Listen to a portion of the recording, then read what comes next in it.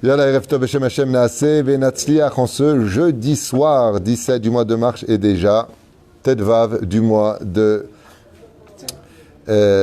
Adar Bet. On est dans Purim Shushan, veille de vendredi, donc c'est déjà l'anniversaire d'un shiur acheté par Corinne et Clémence Madja et Karim de Los Angeles qu'on embrasse très très fort pour l'anniversaire de leur fille Lola Batia Bat Rachel. Bonne santé, réussite, Zivugagoun est toujours sur le chemin de la Torah et des mitzvot dans la joie et les mitzvot Umasim Tovim.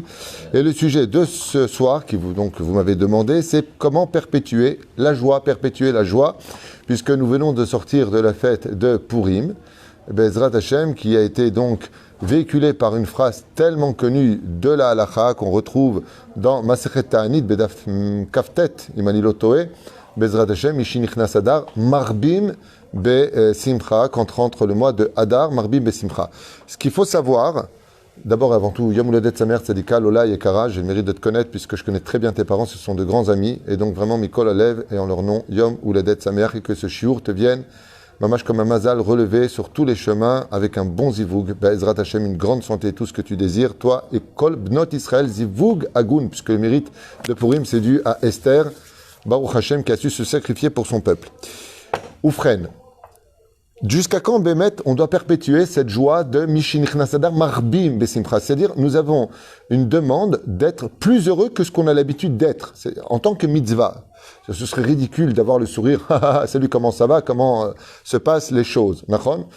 Réponse, parce que Dieu me demande d'être plus heureux. C'est-à-dire que si j'ai l'habitude, Stam Dougma, de sourire, on va dire 4 heures sur 24 heures, étant donné que la Gemara nous le demande, ainsi que la Halacha le reprend, Mishinich Nasadar Marbim Besimcha, tu dois multiplier ta joie, eh bien, il va falloir que tu multiplies ta joie, c'est-à-dire que tu rajoutes au moins 1 heure pour accomplir cette mitzvah d'un sourire en plus. Et si on te demande pourquoi tu souris, tu dis parce que j'ai pas de raison de l'être, dans l'absolu plus que d'habitude, mais je suis réellement heureux parce que la Torah te le demande. Ça veut dire quoi la Torah te le demande? Et pourquoi la Torah nous demanderait d'être heureux? Parce que nous avons un klal, une généralité de l'enseignement qui dit l'homme est emmené là où il veut aller. Un homme qui cherche à être heureux, un homme qui veut être heureux, et non pas comme tous cette espèce d'esprit d'hypocrisie qui dit mais moi ce que je veux c'est vivre dans la paix, je veux aimer tout le monde, j'en ai marre de ces guerres. Mais c'est toi qui les fais les guerres. Parce que si vraiment tu veux pas la guerre, fais pas la guerre. Pérouche Adavar que si vraiment tu veux être heureux, alors arrête de te l'interdire. Sois heureux. Mais la reine, pourquoi on dit celui qui veut vraiment être heureux, Yosif Simcha al Simcha, tout simplement parce que si tu veux être heureux et que tu le demandes, Akadosh Baruch Hu te donnera des raisons de l'être. L'homme est emmené là où il veut aller. Tu fais attention à ta façon d'être, tu es toujours saméach. Qu'est-ce qui va se passer? Quand quelqu'un est heureux, il ne regarde jamais ce qu'ont les autres. Il n'est ni jaloux, ni en compétition avec les autres, ni en train de s'occuper de ce qu'il ne regarde pas.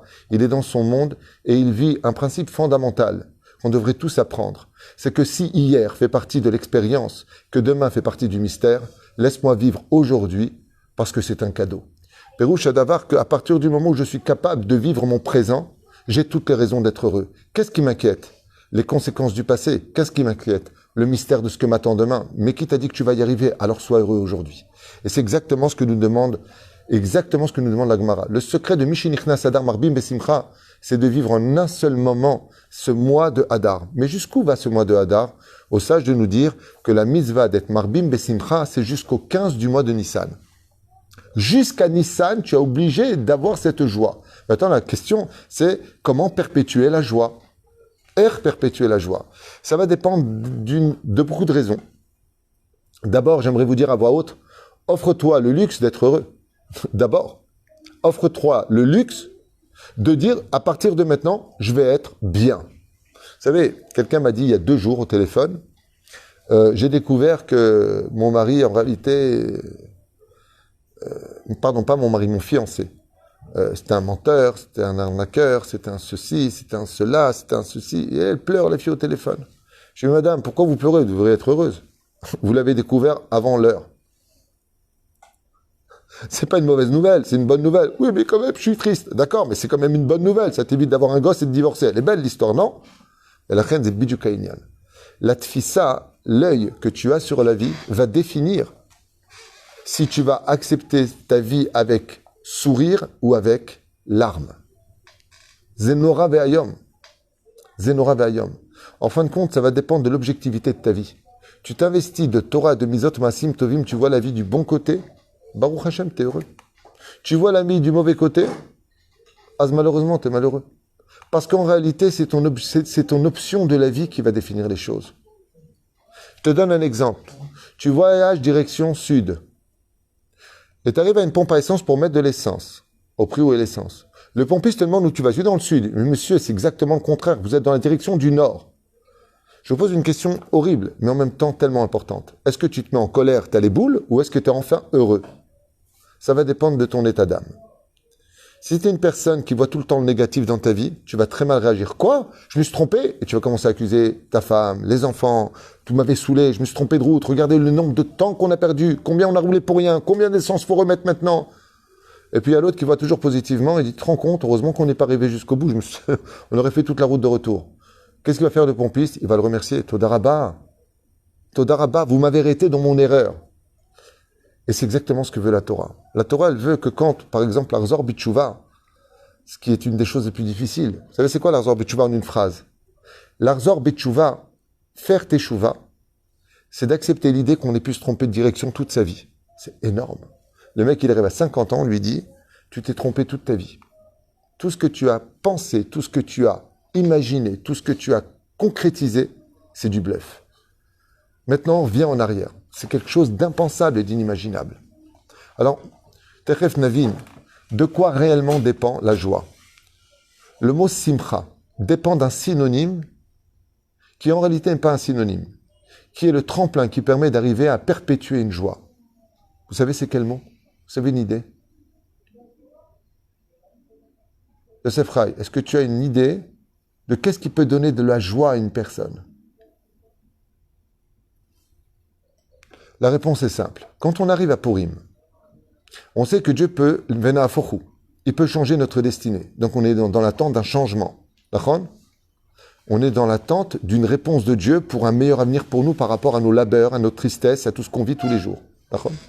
Mais maintenant qu'on a fini Purim, aujourd'hui, il est déjà nuit, ouais, on va maintenant sur les halachot de Pessah. Michael El Chayil, on étudie 30 jours les lois de Pessah, même si on les connaît par cœur, ça fait beaucoup de bien à Kadosh Baruch Hu d'étudier toutes les lois de Pessah, et elles sont nombreuses. Ok? Pourquoi est-ce que, comment si je peux me permettre de vous poser la question, comment je peux être heureux maintenant? Allez, Purim c'est fini, on a bu, on a mangé, on a chanté, on a dansé, on a kiffé, on a fait toutes les mitzvot, Todarabah Boré Olam. Je vous pose une question. Comme vous l'avez très bien dit juste avant que je lance la caméra, vous avez dit, les femmes maintenant, ben ça y est, il y a une espèce d'angoisse qui remonte. Dans 2 semaines maximum, elles vont commencer à la maison. Dès maintenant, il me dit, la maison, il va falloir faire attention, on va faire le trier maintenant les armoires, il va falloir encore faire les courses, tout a augmenté, tout est hors de prix aujourd'hui. C'est de l'angoisse financière, c'est de l'angoisse de laisser du chametz, c'est l'angoisse de jeter de la nourriture alors que c'est déjà tellement difficile d'en garder.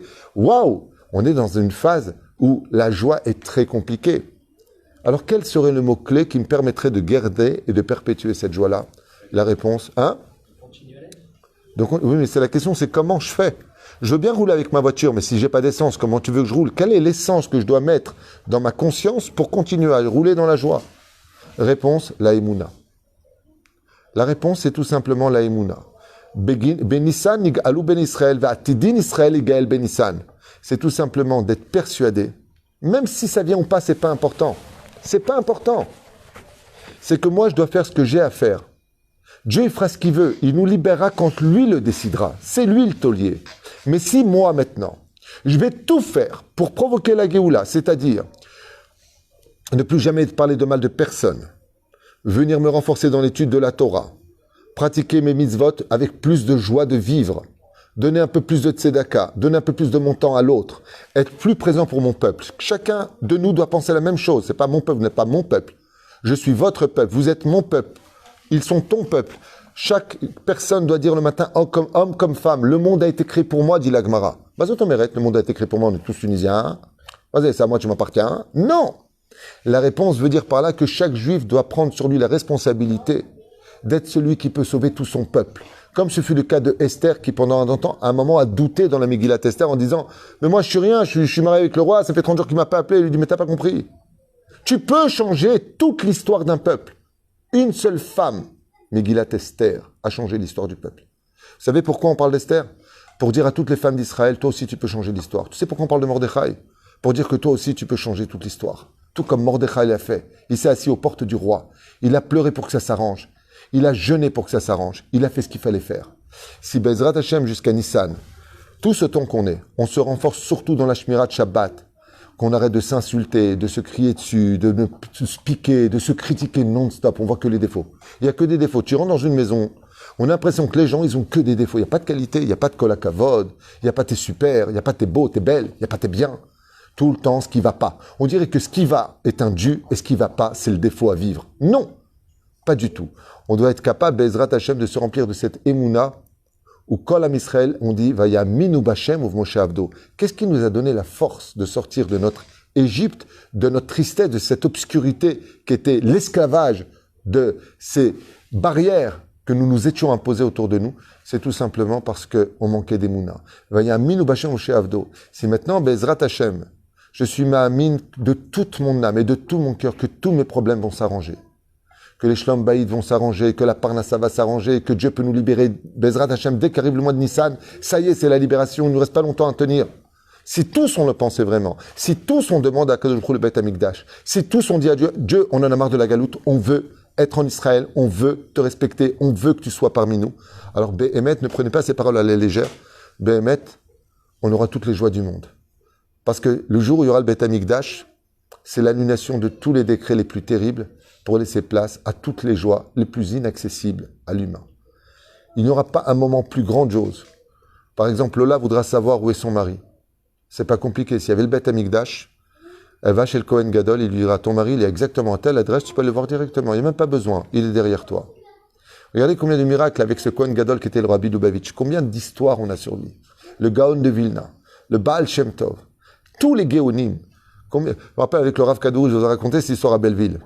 Une fois, il était chez Nani, à la Vache Shalom, à Belleville. Il y a un mec qui vient le voir avec une cigarette, comme ça, à son côté. Le mec, peut-être 70 ans.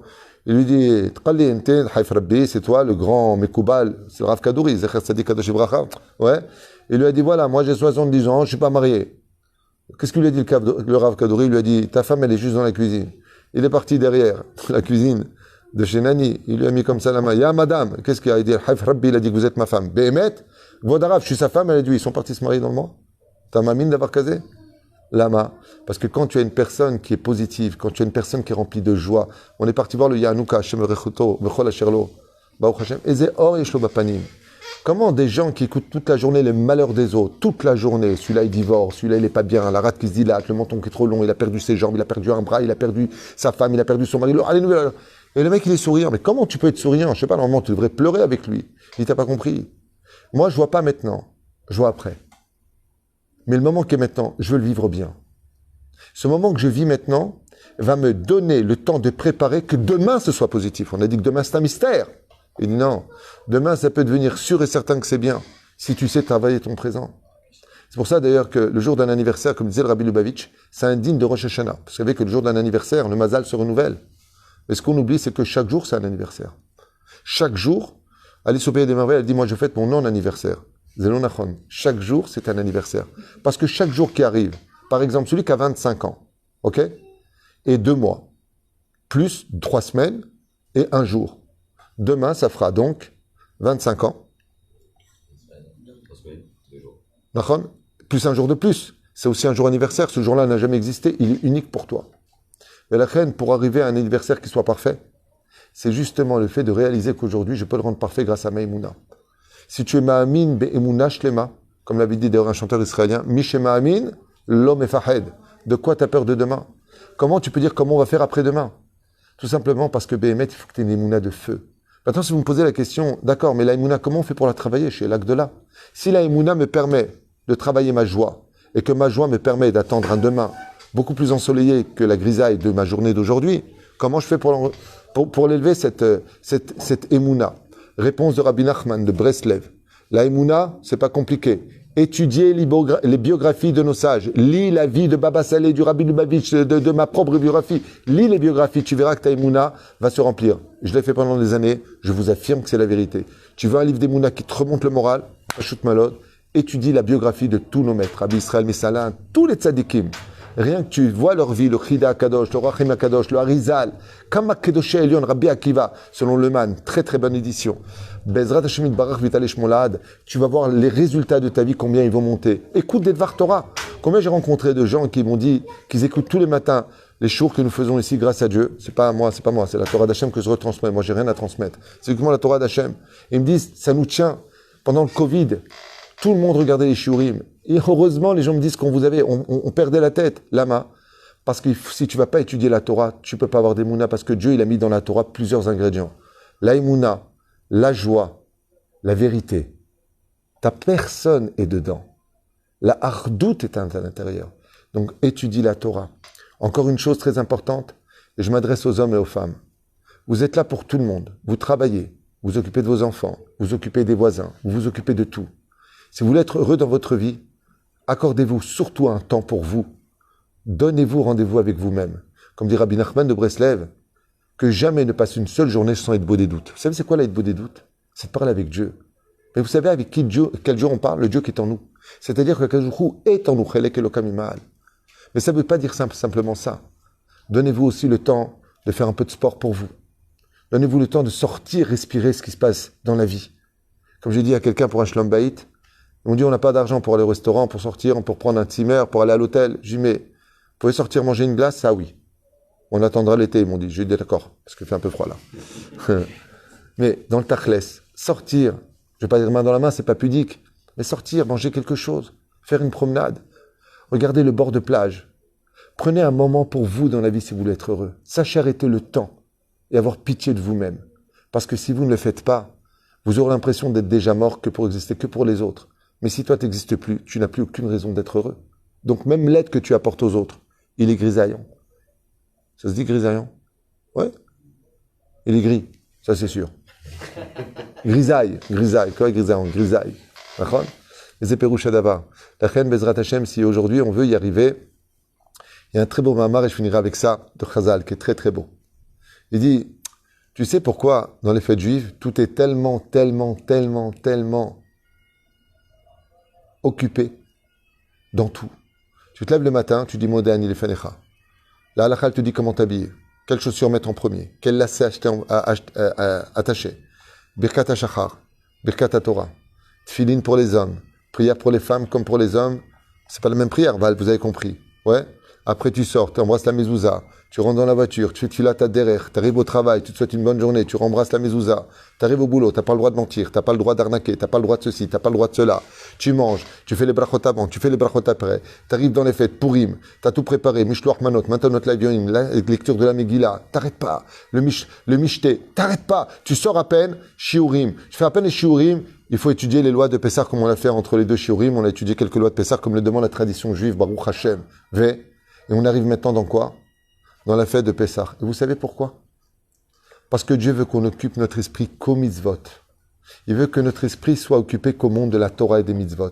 Parce que quand tu es préoccupé par la Torah et les mitzvot, qui sont un monde de joie et de vérité, ça t'enlève toutes les tristesses de ce monde parce que tu as plus intéressant à faire que de perdre ton temps. Et de réaliser, dans la fête du ménage la plus réputée de toutes les fêtes juives, quand tu vas viser tes armoires, tu vas faire quelque chose d'incroyable. Tu vas te rendre compte combien tu as acheté de choses inutiles dans l'année. Combien de vêtements tu as acheté que tu n'as encore jamais mis. Combien d'objets de grande valeur tu as acheté qu'en réalité tu n'utilises jamais. Tu vas te rendre compte aussi de combien de choses que tu n'aurais pas dû posséder qui serait temps de jeter. Comme a dit un jour quelqu'un, il m'a dit qu'il avait 1000 disques sur lesquels sur chaque disque il y a 6 films. 6 films, pas tu sais les disques CD, ça n'existe plus aujourd'hui, c'est les clés USB. Mais à l'époque, il avait 1000 CD dans lesquels il y avait 6 films par CD. Je lui ai dit, qu'est-ce que tu as fait à Pessah? Il m'a dit, j'ai tout jeté. Je lui ai dit, tu as jeté le plus beau chametz que tu pouvais jeter. Zéperoucha Davar. Quand tu viens, que tu fais le ménage de ta vie, quand tu remets du Seder dans ta vie, grâce au Seder de Pessah qui arrive, alors Bezrat Hashem, quand tout est Besséder, Azatagam Besséder. Zéperoucha Davar, pour lequel Bezrat Hashem, il faut perpétuer cette joie de vivre, parce que si on veut la Géoula, elle ne peut pas venir si on n'est pas en joie. Un père ne vient pas voir ses enfants si les enfants sont tristes. Un père, il veut voir ses enfants quand les enfants crient « Papa !» Mechakim lecha. Je voudrais finir avec quelque chose d'essentiel. Un enseignement de tous nos prophètes. Un enseignement de la Gemara. Un enseignement du Zohar. Qui ont été répétés par tous nos Géonim, Rishonim, Acharonim. quand viendra la Géoula. D'ailleurs, comme l'expliquait aussi le Rav Zamir Cohen, Shlita, Shibadel Chaim Alukim, Batzlacha Rabba Bechol Maseh Adav. Shemverech Oto Bemet, Savoda Tova. Rav Zamir Cohen. Quand viendra la Géoula, là où tu seras au niveau spirituel, tu ne pourras pas évoluer. Il y aura un moment de pause, arrêt, image. Maché ata ata. C'est pour ça que quand on est préoccupé à courir vers plus de Torah, plus de mitzvot, plus d'action, plus de gentillesse entre nous, plus de pardon entre nous, plus de compréhension entre nous, alors Be'ezrat Hashem Yitbarach, on a toutes les raisons de mieux évoluer. Quand viendra Mashiach, tu sais à quoi ça ressemble? Et il y avait comment ça s'appelle? Une émission en France, sur une île comme ça, il fallait trouver des énigmes. Fort Boyard. Et à un moment comme ça, dans cette émission, où à la fin, ils doivent mettre le maximum d'argent, parce qu'après ils vont peser, je crois, la somme, le poids de l'argent pour une association, c'est ça? Ok. Alors ça s'appelle Fort Boyard, tu dis? Avec oh, j'ai une énigme comme ça, ouais. Fort Boyard, le mec. Ouais. Non, il y a un vieux comme ça, on dirait Père Fougard. Et comment il s'appelle? C'est vrai? Ah non, j'ai dit ça comme ça, moi. Ephéméode, comme quoi j'ai mon souvenir, il y a une ara. Et pourquoi je vous parle de ça? Parce que à un moment, les grilles se ferment. Il y a des tigres, des lions, je ne sais pas ce que c'est, des panthères. Et le poids qu'ils ont, c'est ce qu'ils pourront donner pour l'association. C'est exactement à ça que ressemble la Géoula. Les grilles vont se fermer et le poids de tes mitzvot, c'est tout ce qu'il y aura. Ça, c'est pour ton âme, c'est pour ton monde futur, comme dit le Mashiach. Et la reine, quand on sait ça avant l'heure, combien on se doit de travailler à Hachem. Et pour finir, je finirai vraiment avec quelque chose de nifla à vous faire partager dans l'étude. Combien ça vaut 10 shekels? Ça vaut 10 shekels? Combien ça vaut 100 shekels? Ça vaut 100 shekels. Combien ça vaut 50 euros, Yosef? Ça vaut 50 euros. La Torah, elle pense pas comme ça. La Torah, elle te dit, écoutez bien. La Torah, elle te dit que 50 euros, ça peut vouloir 500 euros. Et chez une autre personne, ces 50 euros, ils peuvent valoir 5000 euros. Ça vaut le coup ou pas? Comment on fait pour multiplier un billet de 50 euros en 5000 euros? La réponse, elle est simple. Si tu fais une mitzvah, qui dans le ciel, Stam en exemple, vaudrait 50 euros, et que tu fais cette mitzvah avec beaucoup de joie, plus ta joie est intense dans la mitzvah, et peu importe ce que tu fais comme mitzvah, qu'elle soit à la maison, qu'elle soit à la synagogue, qu'elle soit dans l'étude de la Torah, qu'elle soit dans la tzedaka, qu'elle soit dans la mise des tefilin, tout ce que tu veux, plus tu feras une mitzvah dans la joie, et plus ton billet de 50 euros, il devient 500 euros, 5000 euros, 5 millions d'euros. Ce qui fait qu'une personne dans le monde d'en haut, qui ont fait les deux la même mitzvah, les deux sont venus mettre les tefilines à la Beth Knesset, les deux ont été Shomer Shabbat, elle est belle, ils ne recevront jamais le même salaire. Pourquoi? Parce que le poids culminant de chacune de nos mitzvot, c'est l'intensité de joie, de réflexion, d'amour et surtout d'empressement dans la mitzvah qui va gonfler ce billet de 50 euros aux 5 millions d'euros. Ce qui fait que pour la même mitzvah, tu peux trouver une personne qui va avoir un monde futur incommensurable alors que l'autre, il a un tout petit monde futur, ils ont fait exactement la même mitzvah. Seulement dans l'un, il y avait beaucoup de joie et dans l'autre, il y avait juste un peu d'habitude, sans aucune réflexion intérieure, de comprendre que c'est un plaisir, un honneur et une joie intense que de servir son serviteur. Baruch Adonai l'olam, Amen ve Amen.